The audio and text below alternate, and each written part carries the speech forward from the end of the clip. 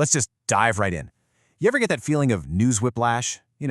One headline is screaming about some massive political drama, the next is a devastating conflict, and then, right after that, some incredible human achievement. It's a lot. So today, we're going to try to make sense of just one of those days, February 14th, 2026.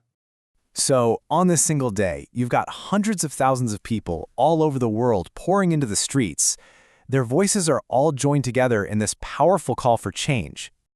And get this, at the very same time, a country halfway around the globe is completely redrawing its political map, a truly stunning election result. And while all that's going on, conflicts that have been simmering for years suddenly boil over with new violence. A pretty stark reminder that some wars just keep going. It really feels like a giant, chaotic puzzle, doesn't it? Protests, politics, conflict, it's all happening at once. So our goal here is to try and find the patterns, the connections, and maybe the hidden stories inside this one day of news. All right, so let's take a 24-hour snapshot of our planet. We're going to go beyond just the headlines and really try to feel the global pulse on this very specific day. And probably the loudest, most jarring theme of the day was conflict and tension. So let's start with the story that had people marching in cities all over the world. Yeah, this was not just some local protest. This was a huge, internationally coordinated event they called a Global Day of Action. People were showing up in massive numbers to support regime change in Iran. The scale of it was honestly, it was staggering. And this kind of gives you a sense of that scale. Just look at these numbers. 350,000 people in Toronto alone, 250,000 people in Munich. I mean, these are not small gatherings. This is a massive, global movement making its voice heard. And here's where the tension really ratchets up. On one side, you have this enormous civilian movement. On the other, you have the response from global powers. On the very same day as these protests, the U.S. moved a second aircraft carrier to the region as the Trump administration was openly talking about military action. But Iran was just one piece of this much bigger, very tense puzzle. On that same day, Russia launched new strikes on Ukraine, even with peace talks supposedly on the horizon.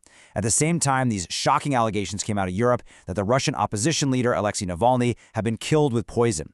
And on top of all that, leaders from the US, China, and Japan were in tense talks in Munich, and aid agencies were desperately calling for access to Gaza. It really felt like a day of global friction. But, okay, amidst all that conflict, there were also these incredible stories of profound and peaceful change. One of the biggest headlines of the day was a political transformation that literally reshaped an entire region. 209. Right now, it's just a number on a screen. But behind this number is the story of a massive political earthquake. So what does it mean? Well, that's the number of parliamentary seats the Bangladesh Nationalist Party won, 209 out of 299. This wasn't just a win, it was a total game changer, ending a long era of rule under the prime minister who had just been ousted. This is what we call a landslide. It's not some minor shuffle of power. No, this is a clear, loud signal from the public that they want a dramatic change in direction for the whole country. And that is exactly what happened in Bangladesh. So, we've seen global tensions and national transformations. Now let's zoom in on the human stories, the incredible highs and the absolutely devastating lows that were all unfolding in the same 24 hours. So on one hand, you have humanity literally reaching for the stars, pushing the very boundaries of exploration, in this moment of pure inspiration and, international cooperation. The SpaceX Crew 112 mission had a successful launch. 4 astronauts, one from the European Space Agency, lifted off in the Dragon Freedom, starting their long journey up to the International Space Station. Just a perfect example of scientific progress. But then, on the very same day, back here on Earth, the headlines brought news of just unimaginable violence and loss. The contrast is, well, it's stark, and it's deeply unsettling.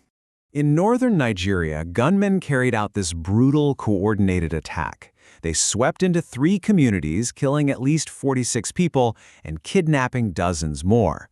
It's a story of just immense suffering, and it's happening at the exact same time as that triumphant rocket launch. And you could see this duality, this split-screen reality everywhere. Over at the Winter Olympics, Brazil's Lucas Pinheiro Braathen makes history, winning the first ever Winter Games medal for any South American athlete. An absolutely incredible moment. And yet, connected to those same Olympics, you have suspected sabotage on high-speed rail lines in Italy, a malicious act just designed to cause chaos. Triumph and tragedy, literally side by side.